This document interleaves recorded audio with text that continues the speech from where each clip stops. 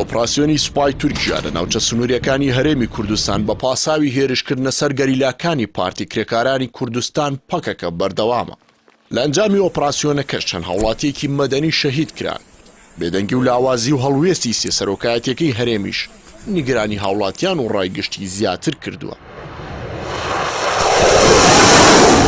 لە چواردەی ئەم مانگەوە تورکیا دەستی بە ئۆپراسیۆنێکی نوێ بە ناوی چنگی پڵەنگ کردووە. بە پێی لێدوانی وەزارەتی بەرگری تورکیا 500 پێگەی پەکەکان بە ئامانج گرتووە. لە ئۆپراسیۆنەکەی تورکیا ناوچە شەخاویەکانی پارێزگای دوهۆک، قەزای شەنگال، کەمپی مەخمور و شاخی خواکورگ لە پارێزگای دوهۆک بردومان کراوە. لە ئۆپراسیۆنەکەدا سوپای تورکیا فڕۆکەی F-16 و فڕۆکەی بێفڕۆکەوان و تۆپی دوورهاوێژ و هێزی زەمینی بەکارهێناوە. پێش دەستپێکردنی ئۆپراسیۆنەکەش چەتی نەرچەتینی ڕۆژنامەنووسی سەر بەمید ڕایگەاند بوو. لە هەولێر و سلێمانی دوهۆک 16 بارەگای دەستگای میت هەن و کار بۆ کۆکردنەوەی زانیاری و چاوساخکردنی سوپاکەیان لە ناو خاکی هەرێمی کوردستان دەکەن. Süleymaniye ve Mahmur Sincar hattında bir lojistik hat oluştu. PKK tamamen... لە ئەنجامی ئۆپراسیۆنەکەی تورکیا زیانێکی زۆر بە هاوڵاتیانی مەدەنی گەیشتووە. بەهۆی بردومانەکەەوە زیاتر لە 5 هاوڵاتی مەدەنی شەهید کراون. لە ئۆپراسیۆنەکەدا هاوڵاتیانی مەدەنی شەهید کراون، بەڵام وەزارەتی بەرگری تورکیا بڵاوی کردەوە. سێچەکداری پەکەکان لە باکووری عێراق کوشتووە.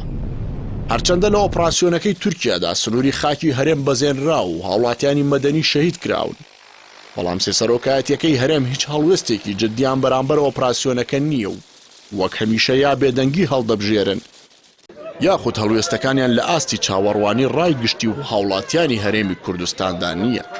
هەریەکە لە سەرۆکی هەرێم و سەرۆکی حکوومەت لە کاتی دەست بەکاربوونیان سوێندیان خوارد پارێزگاری لە سەروەری خاکی هەرێم بکەن، بەڵام ئێستا هیچ هەوڵێکی جددیان بۆ ڕاگررتنی ئۆپراسیۆنەکەی تورکیا نییە. بە پێچەوانەی هەرێم لە سەرەتای دەستپێکردنی ئۆپراسیۆنەکەدا وەزارەتی دەرەوەی عێراق دووجار باڵوێسی تورکیای لە بەغدا بانگێش کردووە و داوای ڕاگررتنی ئۆپراسیۆنەکەی لێکردوون. دو ئەنجامدانی خۆپشاندان و ناڕەزایەتیش لە شاری سلێمانی جی ئۆپراسیۆنەکەی تورکیا. وەزیری دەرەوەی تورکیا ڕایگەیاند سلێمانی کەوتۆتە ژێر کاریگەری پاکەکە.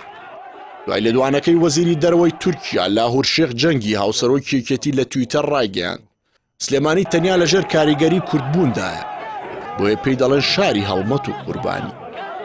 ئۆپراسیۆنە نوێیەکەی سوپای تورکیا بە پاساوی هێرشکردنە سەر گەریلاکانی پەکەکە و بەکارهێنانی هێزی ئاسمانی و زەمینی تێیدا لە کاتێکدا تورکیا نزیکەی 20 بنکەی سەربازی لە هەرێمی کوردستان هەیە و زیاتر لە 5,000 سەربازی لە هەرێم جێگیر کردووە.